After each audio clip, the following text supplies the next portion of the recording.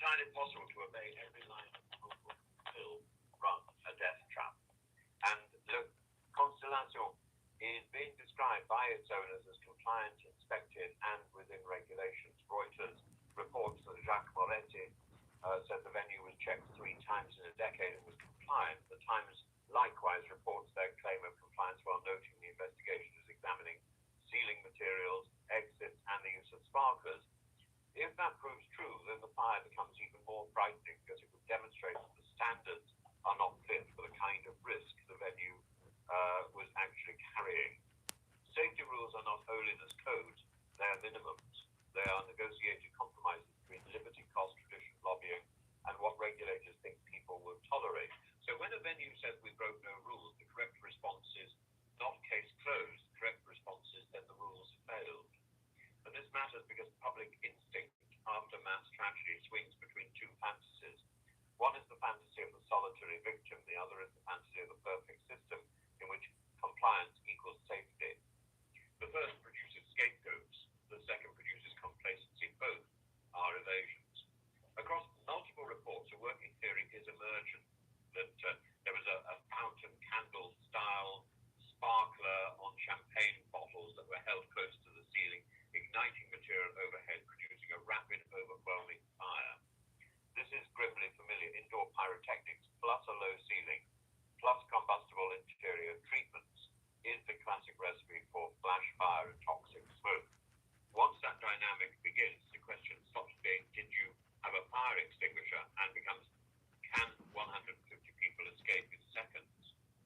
That is an architectural question, not a procedural one. And it's precisely here that the rule books are weakest.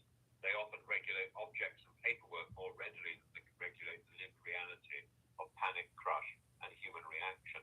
One of the most disturbing details in the reporting is the suggestion that the basement operated like a nightclub but was officially classified in a way that meant lighter regulation. The Times reports concerns about lounge classification being used to avoid strict nightclub safeguards. If that is accurate, it illustrates a wider policy failure. Regulators frequently police labels rather than functions, but risk doesn't care what a form says. Risk cares about density, exits, ceiling height, materials, ignition sources, and crowd behavior. Then there is inspection frequency. 3 times in 10 years is not nothing, but it's not exactly a drumbeat of scrutiny either.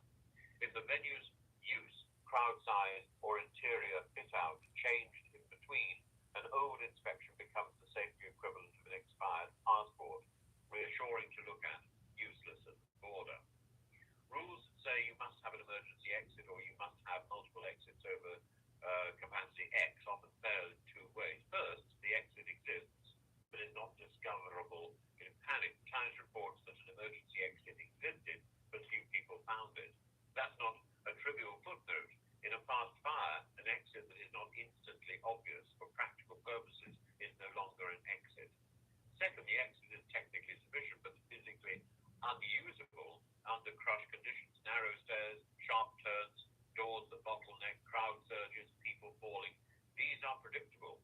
If the system doesn't assume predictable human chaos, it's not a safety system. It's theater. And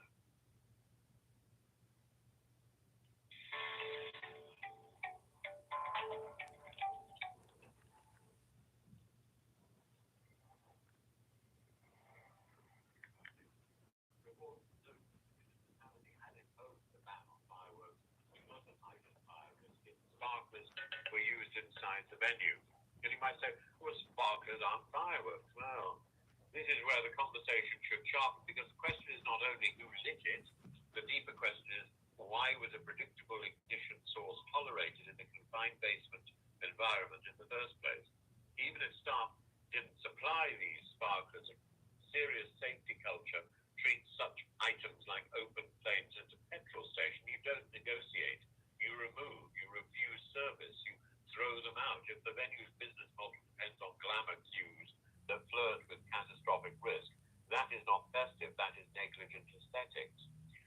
The reporting repeatedly suggests the crowd was heavily teenage, with allegations about underage entry and alcohol being served to minors. The Times reports many victims were underage teens, and witnesses estimating a very young crowd, and one reason why the reports about who has died have been so slow.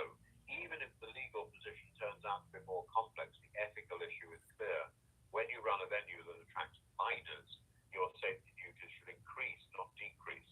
Teenagers take longer to recognize danger. They're more likely to freeze, more likely to film, more likely to follow the herd into a fatal crush. That's not moralizing. That is basic developmental psychology and crowd science. If your clientele skews young, your compliance posture should be stricter than the code, not looser. If this tragedy teaches anything, it's that modern public safety has to be performance-based, not checklist-based. In practice, that means reforms like these. What, 6 reforms? Treat basements like basements. Any underground venue with dance floor density should meet the highest standard, whatever its label. If it functions like a club, regulate it like a club. There should be zero tolerance for indoor pyrotechnics and sparklers in crowded venues, not discouraged, not allowed with permission, prohibited with meaningful enforcement. Hard rules on interior finish and ceiling treatments. If acoustic foam or similar material is used, it must meet stringent fire performance, smoke toxicity, and installation standards. Investigators are already focusing on ceiling materials, which tells you how central this is. Exit usability tests, not exit existence. That should be the standard, requiring crowd flow modeling, visible wayfinding, and periodic drills for staff, with penalties if an exit cannot be found quickly by unfamiliar patrons. Capacity must be live and enforceable. A posted number on the wall is not controlled. Use entry counting, door staff empowered to stop entry, and penalties are heard. Inspection regimes need to match the risk. High density venues should have regular inspections and also unannounced checks tied to peak dates, like New Year's Eve. Switzerland's reputation for order can become a comforting myth. A resort economy breeds indulgence, tourists on holiday, staff under pressure, owners chasing margins, local authorities reluctant to disrupt commerce. That's how its fine becomes a funeral. So yes, it is conceivable that the owners broke no safety rules.